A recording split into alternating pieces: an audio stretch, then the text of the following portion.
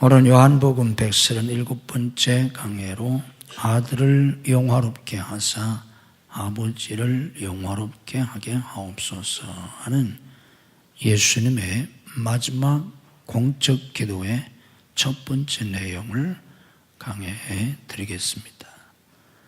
예수님이 십자가의 죽음을 앞에 두고 제자들과 함께 마지막 식사 유월절 만찬을 하십니다. 인간적으로 생각을 해도 이제 3년 동안이나 동고동락했던 제자들과 죽음으로 헤어져야 하는데 마지막 식사라도 한번 하는 것은 지극히 자연스러운 일이라고 생각이 됩니다. 마침 유월절이었기 때문에 예수님은 제자들과 함께 유월절 만찬을 하시게 됩니다.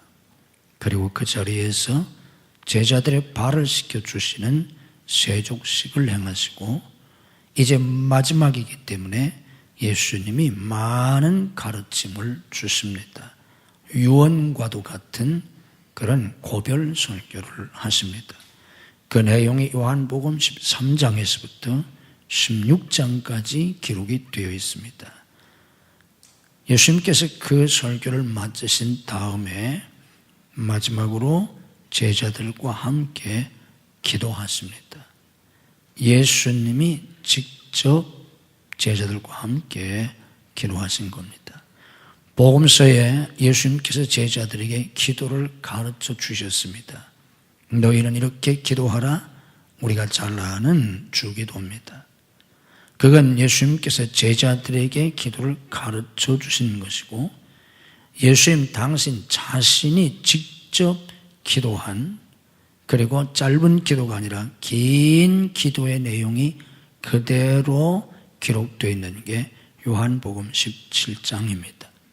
물론 우리 주님께서 이 기도를 마치신 다음에 겟세마네 동산에 가셔서 기도하십니다.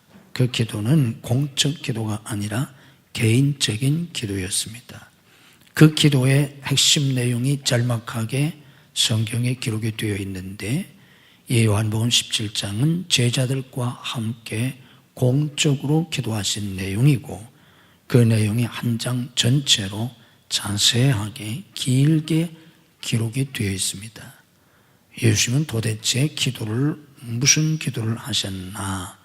우리가 이 예수님의 기도, 이걸 신학적으로 대제사장적 기도라고 합니다. 이 기도를 통해서 예수님은 뭘 기도하셨는지, 예수님의 그 기도를 통해서 우리는 많은 진리를 깨달아야 합니다. 오늘 우리가 살펴보려고 하는 건 예수님의 그 기도 가운데 첫 번째 기도의 내용입니다. 때가 이르렀사오니 하는 말은 이제 죽으실 때가 되었다는 뜻입니다. 복음서에서 예수님께서 종종 아직 내 때가 되지 않았다 하는 말씀은 다 십자가를 지실 때가 아직 안 됐다는 뜻입니다. 그런데 이제 예수님께서 때가 이르렀사오니 하는 건 이제 제가 죽을 때가 됐습니다. 십자가를 질 때가 드디어 됐습니다. 그런 말입니다. 자, 이제 예수님께서 십자가를 지고시고 죽으셔야 하는 그 긴박한 순간에 하나님께 예수님이 기도를 드리시는데 무슨 기도를 드리셨나? 그 첫 번째 내용이 아들을 영화롭게 하사 아들로 아버지를 영화롭게 하게 하옵소서, 이 기도입니다. 아들을 영화롭게 하사, 이걸 이 아들이란 말을 나로 바꾸면 나를 영화롭게 하사, 나로 아버지를 영화롭게 하게 하옵소서. 나를 영화롭게 해주셔서 내가 아버지 하나님을 영화롭게 할 수 있게 해 주옵소서 하는 기도입니다. 이 기도는 모든 성도들이 근본적으로 바라고 있는 그런 기도의 내용이 아니겠습니까?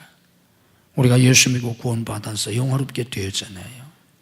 아버지께서 나를 영화롭게 주셔서 내가 아버지를 영화롭게 할 수 있게 주옵소서, 이런 기도가 우리 모두의 기도가 아닙니까? 자, 그런데 오늘 이 말씀 속에서 우리가 깨달아야 될 아주 중요한 내용은 예수님이 십자가 죽음을 앞에 두고 아버지여 아들을 영화롭게 하사 나를 영화롭게 하사 내가 아버지를 영화롭게 하게 해 주옵소서 그랬는데, 지금 하나님께 예수님이 기도하는 아들을 영화롭게 해 주옵소서 나를 영화롭게 하옵소서 하는 이 영화롭게 해달라는 의미가 무엇인지를 우리가 잘 깨달아야 합니다. 이 말씀을 우리가 얼핏 이해하면 잘 깨닫지 못하는 부분입니다. 성경에는 우리가 그냥 얼핏 읽으면 이상한, 잘 이해가 되지 않는, 잘 깨달을 수 없는 그런 성경 구절들이 많이 있습니다. 그런데 바로 거기에 기독교의 굉장한 진리가, 기독교의 본질적인 진리가 그 말씀 속에 있는 경우가 많습니다. 그래서 우리가 상식적으로 세상적인 사고로 그걸 보면 잘 이해가 안 되고 이상한 그런 성경 구절들이 많이 있습니다. 우리가 그 부분들을 이해하기 어려울지라도 깊이 잘 깨달아야 바로 거기서 기독교 진리, 하늘의 귀한 진리를 깨닫게 됩니다. 자, 우리 주님께서 이제 십자가의 죽음을 앞에 두고 곧 이제 그때 당시의 교권자들과 그때 당시의 권력자들에 의해서 아무 죄가 없으신 예수님이 죽으시게 되는데, 그 끔찍한 십자가 처형을 앞에 두고 예수님이 아버지여 나를 영화롭게 해달라고 기도하는 겁니다. 그럼 그 긴박한 순간에 나를 영화롭게 해달라고 하는 그 영화롭게 해달라는 그 의미, 예수님께서 기도하시는 그 내용이 뭐겠습니까? 만약에 이것을 우리가 인간적으로 기도를 한다면, 내가 지금 죽게 생겼는데, 아무 죄가 없는 내가 지금 죽게 생겼다면 어떤 마음을 가지고 나를 영화롭게 해달라고 구하겠습니까? 내가 지금 아무 죄가 없이 내가 지금 모함으로 내가 지금 죽게 생겼는데, 꼼짝없이 죽게 생겼는데, 그것도 십자가형이라고 하는 아주 정말 저주스러운 그런 극악형을 받아가지고 내가 지금 죽게 생겼으니까 아버지와 나를 영화롭게 주옵소서. 그렇다면 나를 죽이려고 하는 그 사람들, 곧 그때 당시 교권주의자들이었던 대제사장들이나 서기관들이나 장로들, 그리고 로마의 총독, 그리고 그때 당시의 군부 권력자들, 그리고 정치 지도자들, 이 사람들을 하나님의 능력으로 다 죽여버리시고, 내가 얼마나 위대한 사람인지, 내가 얼마나 선한 사람인지, 내가 얼마나 훌륭한 사람인지를 만인 앞에, 온 세상 앞에 나를 세워주시옵소서. 그래서 나를 영화롭게 해 주옵소서. 세상 사람들이었다면 이렇게 구하지 않았겠습니까? 그래야 자기가 영화롭게 된다고 생각하지 않겠습니까? 이게 바로 오늘 기독교를 제대로 이해하지 못하는 많은 사람들이 생각하는 생각입니다.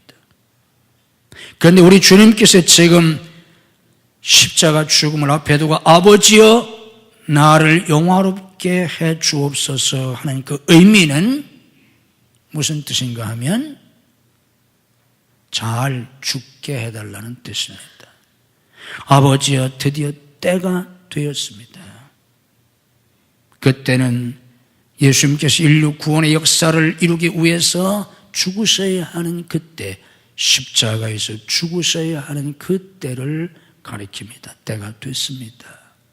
아버지가 나를 영화롭게 해 주옵소서. 곧 내가 잘 죽게 해 주옵소서. 내가 십자가를 잘 질 수 있게 해 주옵소서.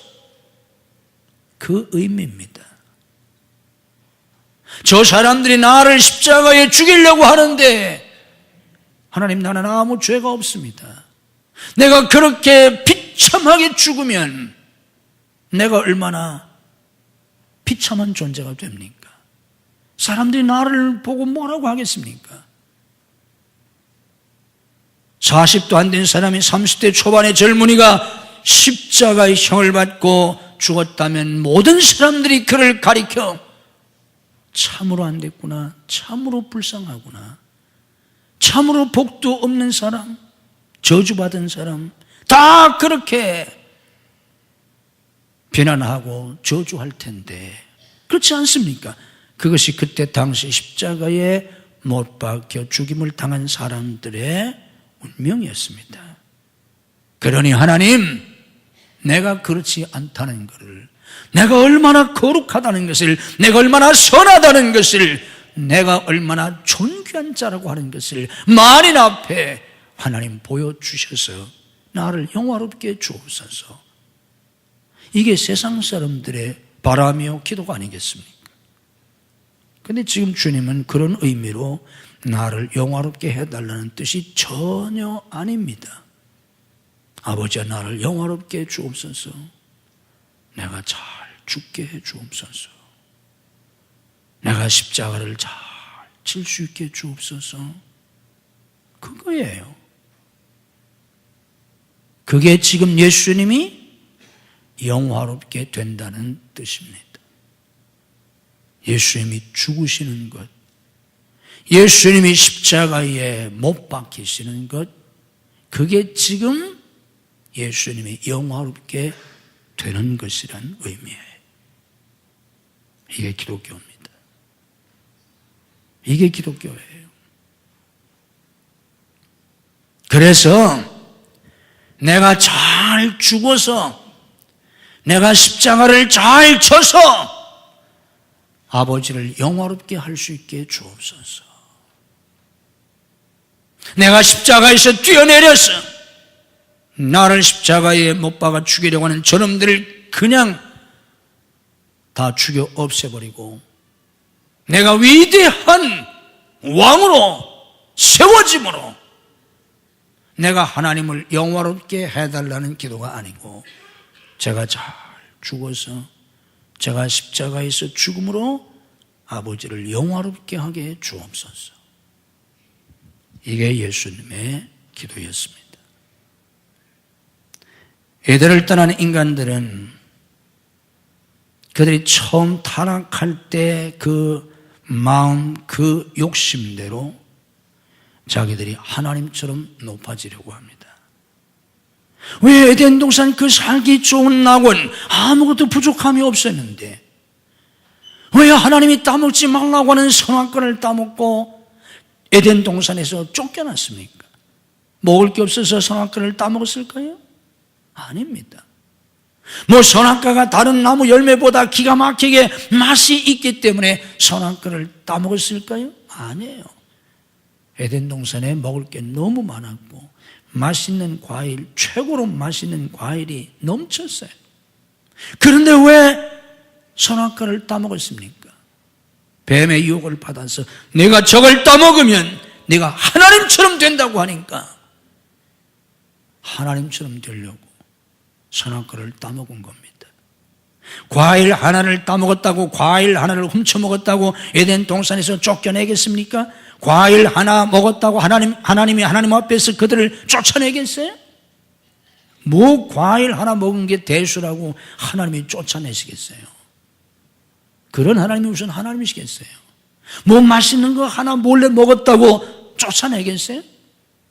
세상의 부모들도 그런 거 가지고 자식을 크게 혼내주지 않을 텐데 아니에요. 하나님처럼 되려고 선악과를 따먹었기 때문에 하나님이 내가 쫓으신 겁니다. 이게 타락한 인간의 욕망이에요. 이런 인간이 바라는 것은 끊임없이 자기가 하나님처럼 높아지고 하나님처럼 강해지고 그래서 만인 위에 서고 만인을 지배하고 자기 뜻대로 온 세상을 지배하고 싶은 게 타락한 인간의 욕망이에요. 그런 인간들이 에덴에서 쫓겨난 이후에도 창세기 11장에 보면 시날 평지에서 바벨탑을 쌓습니다. 하늘 꼭대기까지 닿을 수 있는 탑을 쌓으려고 합니다. 그 목적은 그 하늘 꼭대기에 자기들의 이름을 내려고 하는 겁니다.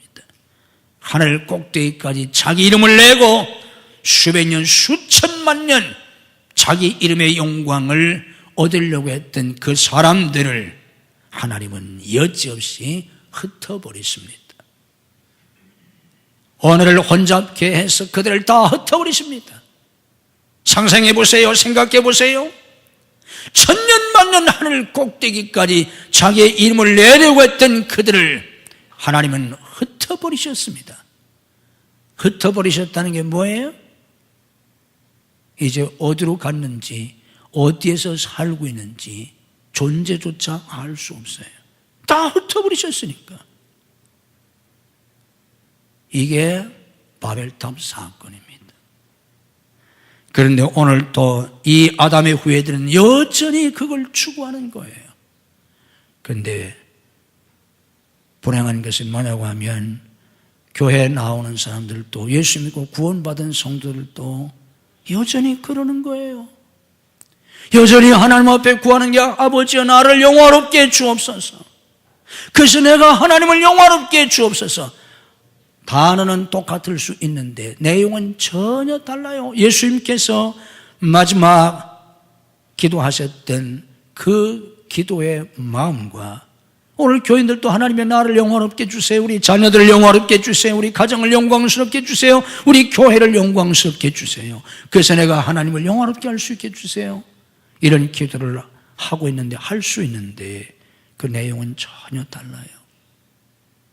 지금 예수님은 위대한 왕이 되고 예수님이 얼마나 위대하신지, 예수님이 얼마나 영광스러운지를 온 세상 위에 나타내 주심으로 나를 영화롭게 하고 그것을 통해서 하나님을 영화롭게 해달라는 기도가 아니에요. 내가 죽음으로, 내가 십자가에서 죽음으로 아버지여 나를 영화롭게 주옵소서.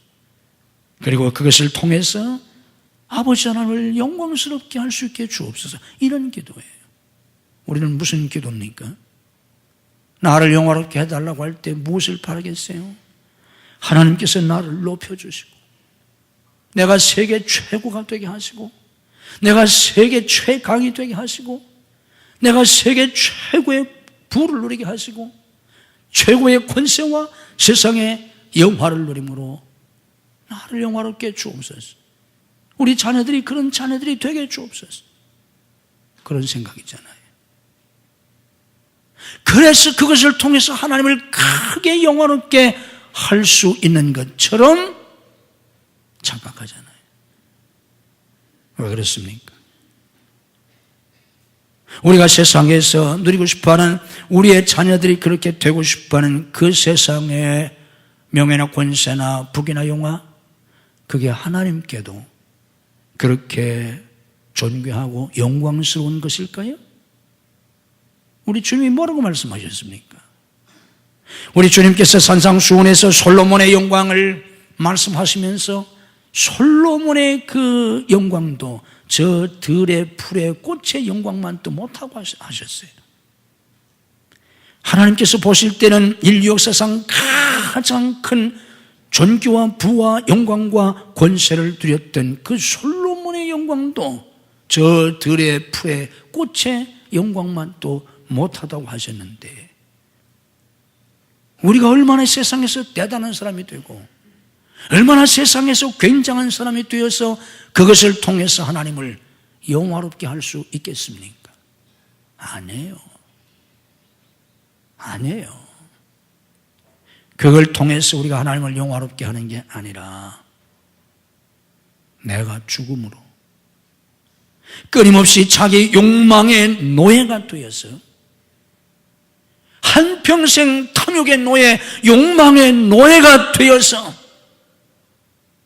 세계 최고가 되고 세계를 지배하려고 하는 그런 욕망 속에 살다가 결국은 지옥에 떨어져 버리고 마는 이 불쌍한 인간들을 하나님이신 예수님이 자기를 다 비워서, 빌립보 2장 5절의 말씀처럼 자기를 다 비워서 종의 형체를 가져 사람의 모양으로 나타나셔서 십자가에서 죽으심으로 우리를 구원해 주셨던 것처럼 이 예수님을 믿고 구원받은 다음에는 우리 주님께서 누가복음 9장 23절에서 아무든지 나를 따라오려거든 자기를 부인하고 날마다 자기 십자가를 지고 나를 쫓으라 하신 말씀대로 날마다 끊임없이 나를 부인하는 삶, 나를 죽이는 삶, 자아 죽음의 삶, 자기 죽음을 통해서 십자가에서 죽기까지 하나님 뜻에 순종하셨던 주님처럼 죽기까지 하나님의 뜻에 순종하는 그 삶을 통해서 내가 영화롭게 되고 하나님을 영화롭게 할 수 있는 것입니다. 우리가 예수 믿고 구원받은 다음에 내가 영화롭게 된다는 의미가 예수 믿고 구원받아서 출세하고 예수 믿고 내가 구원받아서 부자가 되고 뭐가 되고 그게 영화로운 거 아니에요. 뭐 예수 믿고 내가 뭐가 됐다. 그게 뭐 대단하겠어요. 쉽게 설명을 하면 뭐 예수 믿고 나서 머리끝에서 발끝까지 어마어마한 보석으로 치장을 하고 머리에다가 엄청난 관을 쓰고 내가 서 있다고 그래서 그게 영화로운 모습일까요? 그게 하나님 보시기에도 대단한 모습일까요? 우리가 어마어마한 의리의리한 집에서 우리가 산다고 영광스러운 존재일까요? 하나님도 그것을 그렇게 영광스럽게 여겨주실까요? 아니에요. 하나님 전혀 그렇지 않으세요. 우리가 하나님 앞에서 신앙 안에서 영광스러운 존재가 되는 건 내가 죽는 거예요. 십자가를 지는 거예요. 내가 죽을 때, 내가 십자가를 질 때 세상 사람이 볼 때는 인생의 실패자 같고 힘도 없는 자 같고 능력도 없는 자 같고 비참한 자 같지만 영적인 눈으로 보면, 믿음의 눈으로 보면, 하나님이 보시면 그게 영광스러운 모습이에요. 온갖 탐욕과 죄악과 온갖 부정과 불순종과 인간적인 수단과 방법으로 세상에서 부를 누리고 권세를 누리고 영화를 누리고 교만과 거만으로 온통 자기를 치장하고 서 있는 그 모습은 세상 사람들은 부러워하는 모습일지 모르지만 불쌍한 모습이에요. 비참한 모습이에요. 그게 영광이 아니에요. 그게 영화가 아니에요.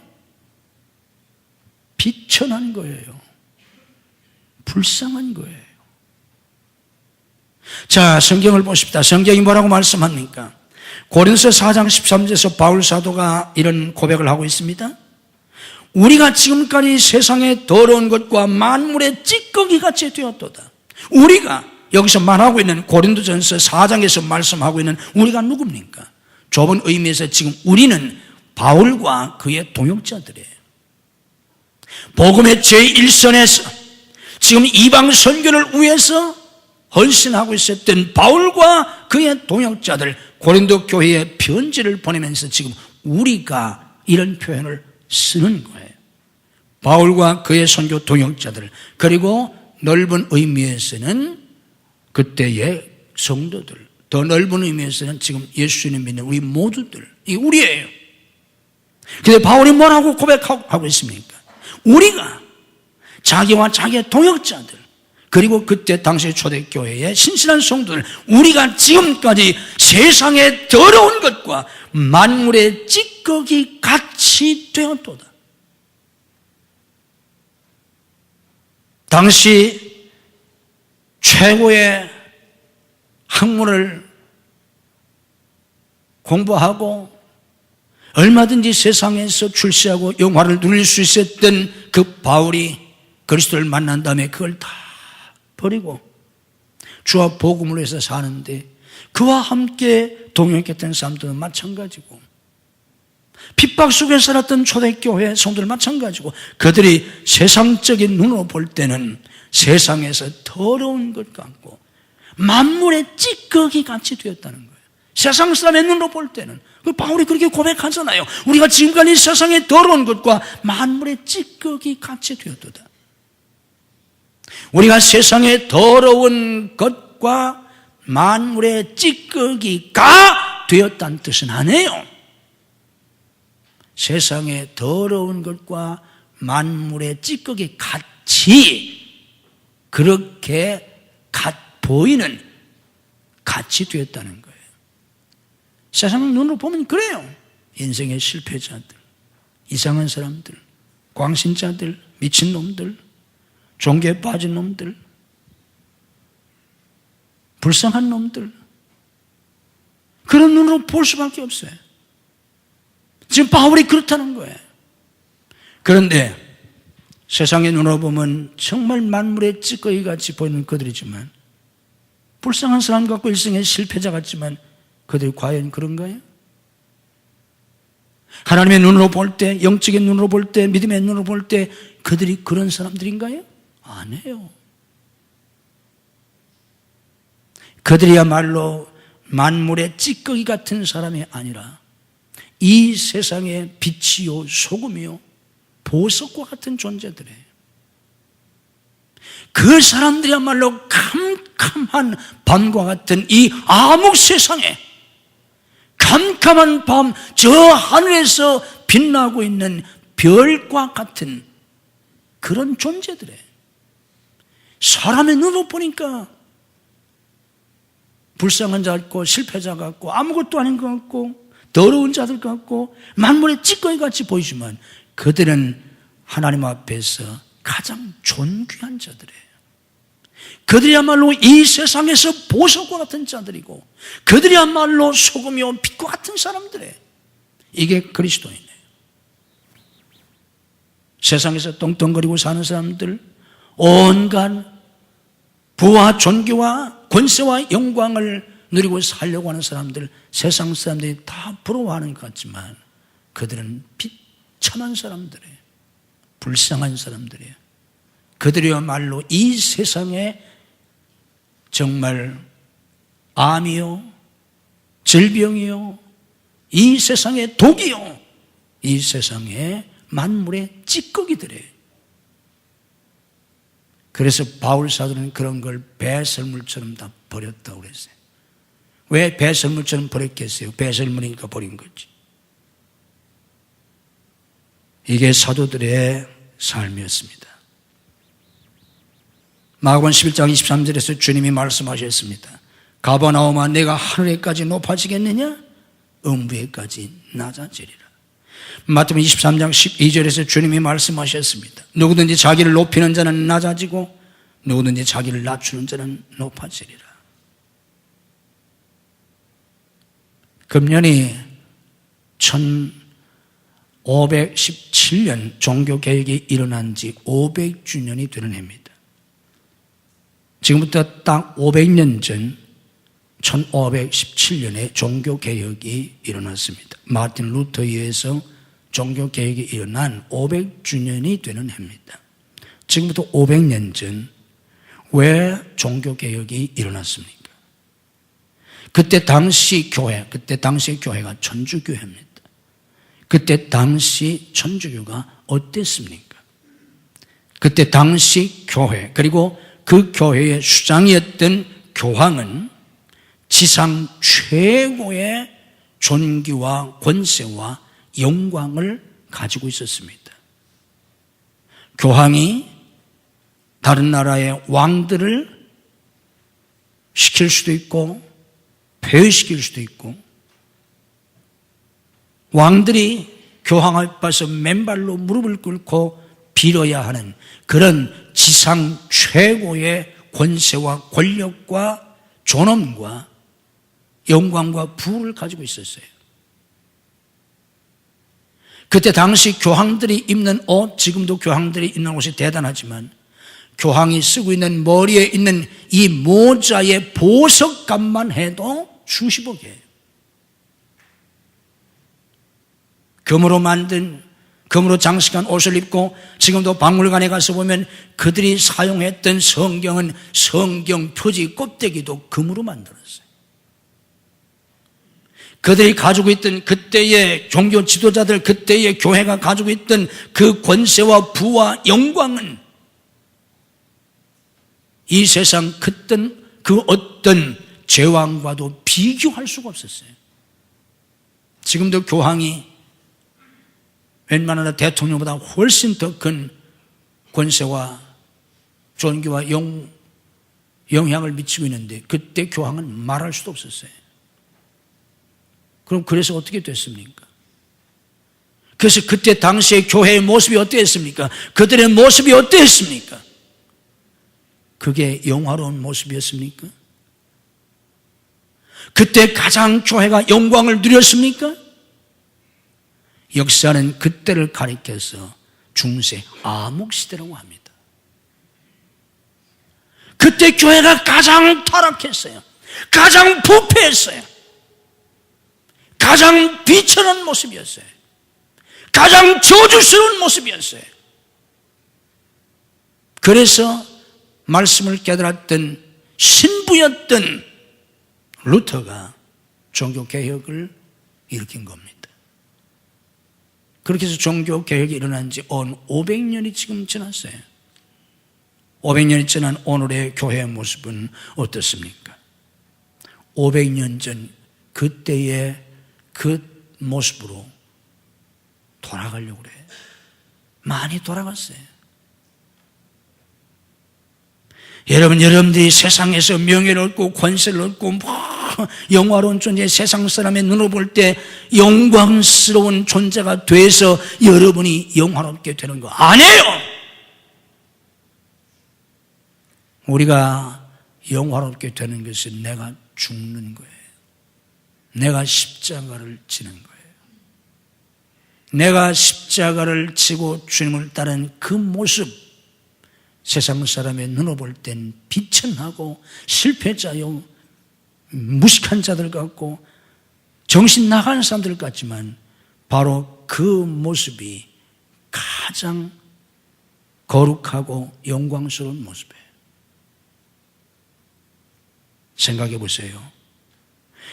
우리 모두가 내 십자가를 지고 경건하게 주님을 따라가고 있는 그 모습보다 더 영광스러운 모습이 어디 있겠어요? 이 땅에서. 그 모습보다 더 거룩하고 그 모습보다 더 영광스러운 모습이 세상에 어디 있겠습니까? 그게 그리스도인의 영광이에요.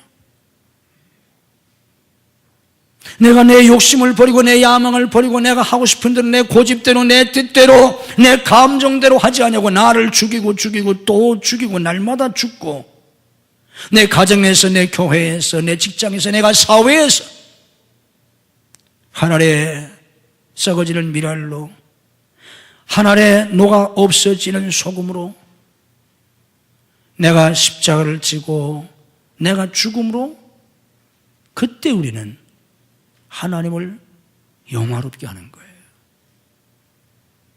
우리가 하나님을 영화롭게 할 수 있는 방법이 뭐겠어요? 그거예요. 이게 그리스도인이에요. 이게 교회예요. 우리 주님께서 십자가의 죽음을 앞에 두고 마지막 기도하셨던 그 마지막 기도의 첫 번째 기도의 내용, 아버지여 아들을 영화롭게 하사 나를 영화롭게 하사 내가 아버지를 영화롭게 하게 주옵소서.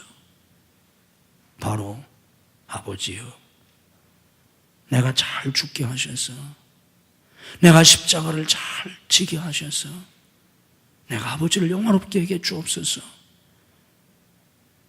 이 애절한 기도, 정말 피를 토하는 이 기도, 이 기도가 우리의 기도가 되어야 합니다. 주님에게서 이걸 배우셔야 돼요. 이런 사람들에게 부활의 영광이 있는 거예요. 이 길을 가는 자들에게 면류관이 있는 거예요.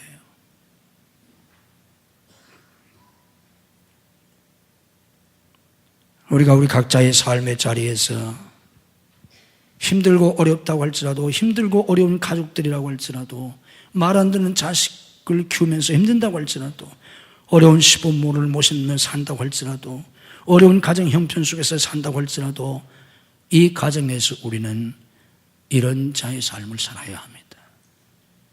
내가 내 교회에서 이런 삶을 살아야 되고, 내가 직장에서, 내가 사회에서 이런 사람으로 살아가야 돼요. 그게 바로 영광의 주인공들이고 하나님을 영화롭게 하는 사람들입니다. 기독교 선교 역사상 가장 위대한 인물로 역사에 기억되고 있는 선교사가 짐 엘리엇이라고 하는 선교사입니다. 이 짐 엘리엇이라고 하는 선교사는 20세기 중반의 선교사인데 기독교 역사상 가장 위대한 선교사의 한 사람으로 사람들 입에 오르내립니다. 이 짐 엘리엇은 피튼 대학을 수석으로 졸업한 추재예요. 재학 시에 그는 지도력이 있는 학생이었고 레슬링부 챔피언이었어요. 운동도 잘했어요. 이 사람은 어려서부터 주를 위해 살겠다고 헌신한 사람이에요. 이가 대학을 졸업하고 이제 본격적으로 주님의 종이 되기 위해서 준비하고 이 사람이 주를 위해서 일하는데 많은 사람들이 그를 기대했어요. 그렇게 공부도 잘하고 운동도 잘하고 지도력이 있고 이 사람은 미국의 큰 기독교 지도자가 될 것이다. 그렇게 사람들이 기대했습니다. 그런데 이 사람은 많은 사람의 기대를 저버리고 남미로 갔어요. 남미로 가서 에콰도르에서 선교사역을 합니다. 거기서 부인하고 선교사역을 하다가 거기에서 아우카 원주민 부족에 대한 얘기를 들어요. 이 아우카 원주민들은 아주 잔인한 식인종들이에요. 이방인 들어오면 다 토막을 내서 잡아먹는 사람들이에요. 얼마나 잔인한지 자기들끼리도 계속 내전이 있어서 자기 부족의 60%가 저희들끼리 싸워서 다 죽었어요. 멸종 위기에 있어요. 이 소식을 듣고 이 짐 엘리엇은 내가 그곳에 가서 그 잔인한 식인종들을 구원하겠다고 작정합니다. 그리고 그들의 언어를 공부해요. 그리고 그들의 풍습을 익힙니다. 이렇게 준비를 마친 다음에 동역자들을 구했는데 친구 4명이 같이 가겠다고 그랬어요. 그래서 이 5명의 젊은이들이 준비를 다 갖추고 드디어 1956년 1월 8일 아우카 부족 지역에 들어갑니다. 그동안 이렇게 많은 공부를 하고 준비도 하고 어려서부터 하나님을 위해서 살겠다고 헌신하고 한 사람이니까 거기 들어가서 많은 열매를 거두어야 되잖아요. 그런데 이 5명의 젊은이는 거기에 들어간 지 닷새 만에 한 사람도 구원하지 못하고 그들에게 살해당합니다. 창에 찔려서 다 죽어요.